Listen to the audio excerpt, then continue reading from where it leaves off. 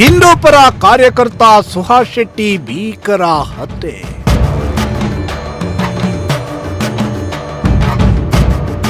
ಎಂಟು ಮಂದಿ ಆರೋಪಿಗಳ ಹೆಡೆಮುರಿ ಕಟ್ಟಿದ ಬಜ್ಪೆ ಪೊಲೀಸರು.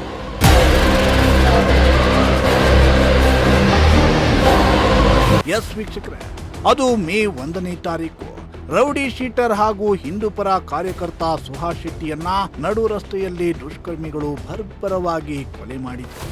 ಈ ಕೊಲೆ ಮಾಡಿರೋ ದೃಶ್ಯ ಕೂಡ ಸೋಷಿಯಲ್ ಮೀಡಿಯಾದಲ್ಲಿ ವೈರಲ್ ಆಗಿತ್ತು. ಮಂಗಳೂರಿನಲ್ಲಿ ನಡೆದ ಈ ಭೀಕರ ಕೊಲೆಗೆ ಜನ ಬೆಚ್ಚಿ ಬಿದ್ದಿದ್ರು.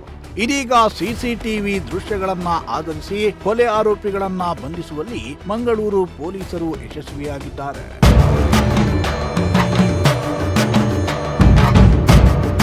ಈ ಹಿಂದೆ ಮಂಗಳೂರಿನಲ್ಲಿ ನಡೆದಿದ್ದ ಫಾಜಿಲ್ ಹತ್ಯೆ ಪ್ರಕರಣದ A1 ಆರೋಪಿಯಾಗಿದ್ದ ಸುಹಾಸ್ ಶೆಟ್ಟಿಯನ್ನ ಕೊಲೆ ಮಾಡಲು ಸ್ಕೆಚ್ ಹಾಕಿದ್ರಂತೆ.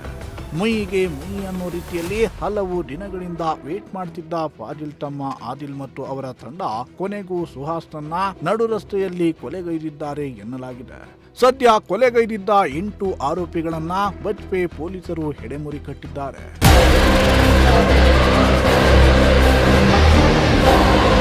ಇಂದು ಮಂಗಳೂರು ನಗರದಲ್ಲಿ ಸುದ್ದಿಗೋಷ್ಠಿ ನಡೆಸಿ ಮಾತನಾಡಿದ ಮಂಗಳೂರು ಎಸ್ಪಿ ಅನುಪಮ್ ಅಗರ್ವಾಲ್, ಹಿಂದೂ ಕಾರ್ಯಕರ್ತ ಸುಹಾಸ್ ಶೆಟ್ಟಿಯನ್ನ ಕೊಲೆಗೈದಿದ್ದ 8 ಮಂದಿ ಆರೋಪಿಗಳನ್ನ ಬಂಧಿಸಿದ್ದೇವೆ.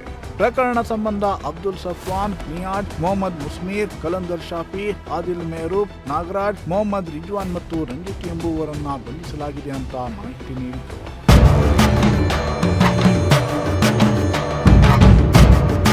ಆರೋಪಿ ಸಫ್ವಾನ್ ಮೇಲೆ 2023ರಲ್ಲಿ ಸುಹಾಸ್ ಶೆಟ್ಟಿ ಸ್ನೇಹಿತರಾದ ಪ್ರಶಾಂತ್ ಮತ್ತು ಧನರಾಜ್ ಹಲ್ಲೆ ಮಾಡಿದ್ರು. ಇದರಿಂದ ಸಫ್ವಾನ್ಗೆ ತನ್ನನ್ನ ಸುಹಾಸ್ ಕೊಲೆ ಮಾಡ್ತಾನೆ ಅನ್ನೋ ಭಯ ಶುರುವಾಗಿತ್ತಂತೆ. ಈ ಕಾರಣಕ್ಕೆ ಸುಹಾಸ್ನನ್ನ ಸಫ್ವಾನ್ ಅವರ ತಂಡ ಕೊಲೆ ಮಾಡಿದೆ ಎನ್ನಲಾಗಿದೆ.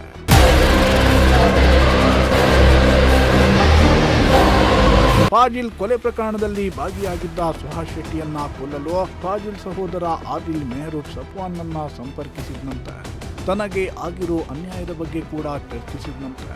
ಅದರಂತೆ ಸಫ್ವಾನ್ ಮತ್ತು ಆದಿಲ್ ಇಬ್ರು ಸೇರಿ ಸುಹಾಸ್ ಕೊಲೆ ಮಾಡೋದಕ್ಕೆ ಸ್ಕೆಚ್ ಹಾಕಿದ್ರಂತೆ. ಈ ಡೀಲ್ ಸುಮಾರು 5 ಲಕ್ಷಕ್ಕೆ ಕುದುರಿತ್ತು ಎನ್ನಲಾಗಿದೆ. ಅದರಂತೆ ಸಫ್ವಾನ್ ಮನೆಯಲ್ಲಿ ಆದಿಲ್ ಸೇರಿ ಇತರರು ಸುಹಾಸ್ ಕೊಲೆಗೆ ಪ್ಲಾನ್ ಮಾಡಿದ್ರು ಎನ್ನಲಾಗಿದೆ. ಇನ್ನು ಮೇ 1ರಂದು ಬೆಳಗ್ಗೆಯಿಂದಲೇ ಸುಹಾಸ್ ಚಲನವಲನ ಗಮನಿಸಿದ ಅವರು ಸಂಜೆ ವೇಳೆ ರಸ್ತೆಯಲ್ಲಿ ಸಿಕ್ಕ ಸುಹಾಸ್ನನ್ನ ಬರ್ಬರವಾಗಿ ಕೊಲೆಗೈದಿದ್ದಾರೆ ಎನ್ನಲಾಗಿದೆ. News desk, Prajashakti TV.